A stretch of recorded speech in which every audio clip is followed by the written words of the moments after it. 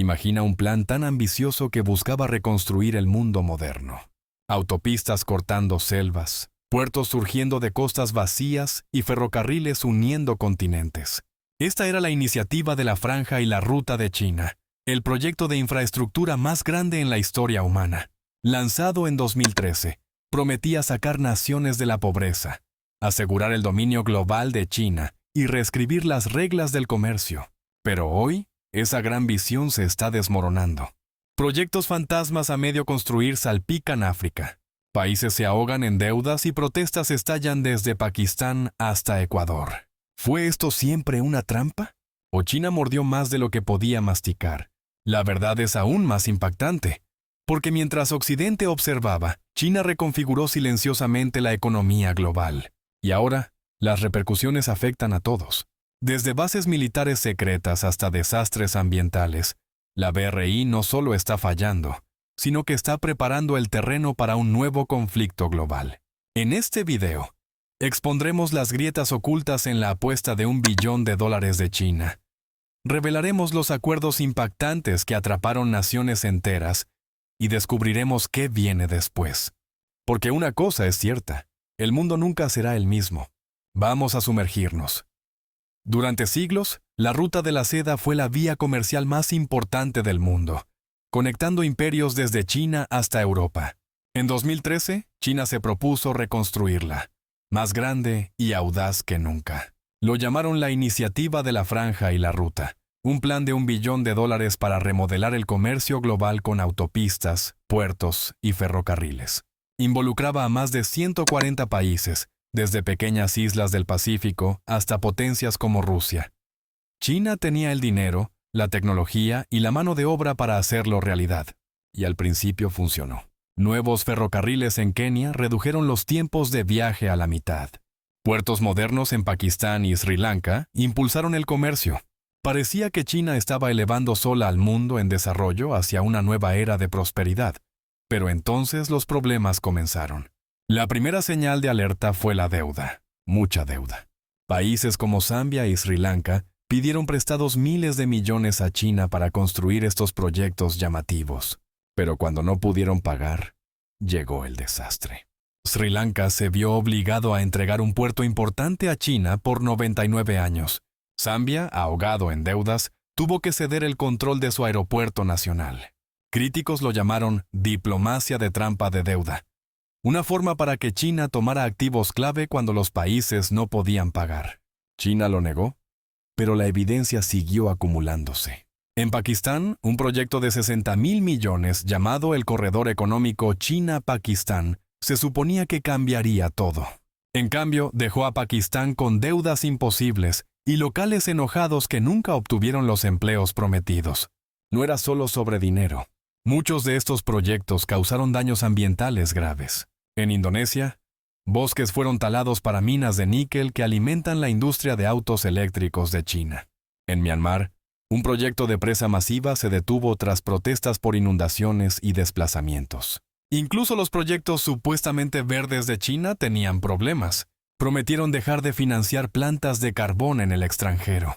Pero para entonces, docenas ya habían sido construidas, encerrando a países pobres en energía sucia por décadas. Y luego estaban los fracasos, proyectos que se derrumbaron o se volvieron inútiles. Montenegro, un pequeño país europeo, pidió prestado $1.000 millones, un tercio de su economía entera, para construir una autopista.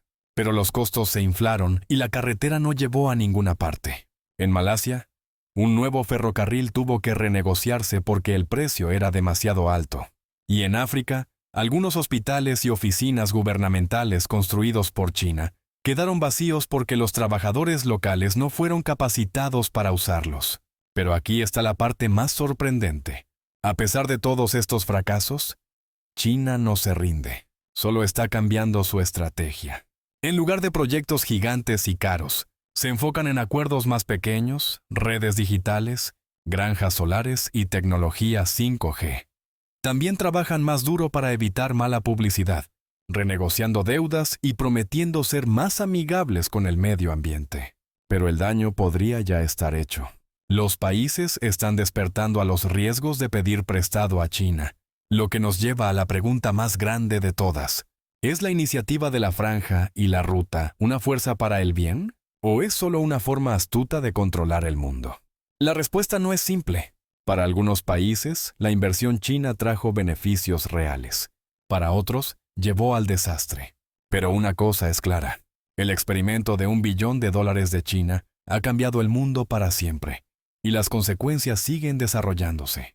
Así que hemos visto las promesas rotas, los desastres de deuda y el daño ambiental. Pero aquí está lo que nadie vio venir. China ya está reescribiendo las reglas del juego. La iniciativa de la Franja y la Ruta no está terminando. Está evolucionando. Y lo que sucede después podría remodelar el mundo aún más que la última década. Después de años de críticas, China está cambiando silenciosamente su estrategia. Se acabaron los días de gastos imprudentes en autopistas vacías y puertos fantasmas. Ahora el enfoque está en proyectos más pequeños e inteligentes. Cosas como infraestructura digital, granjas solares y asociaciones de IA. ¿Por qué? Porque estos no solo construyen carreteras, construyen influencia. Una red 5G en África o un centro de datos en el sudeste asiático le da a China algo mucho más valioso que un puerto. Control sobre el futuro de la tecnología. Pero el rechazo está creciendo. Países que una vez abrieron brazos a dinero chino ahora se resisten. Italia, la única nación europea importante en unirse a la BRI, acaba de abandonar el programa llamándolo un gran error. El nuevo gobierno de Kenia está investigando contratos turbios de acuerdos pasados.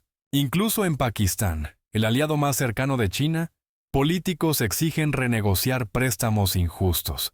Mientras tanto, Occidente no se queda quieto. Y Europa están lanzando sus propios proyectos rivales como el Global Gateway y PCI, prometiendo inversiones transparentes y libres de deuda. Pero hay un problema. Están muy rezagados. China pasó una década construyendo relaciones en África, Asia y América Latina. Occidente apenas está comenzando.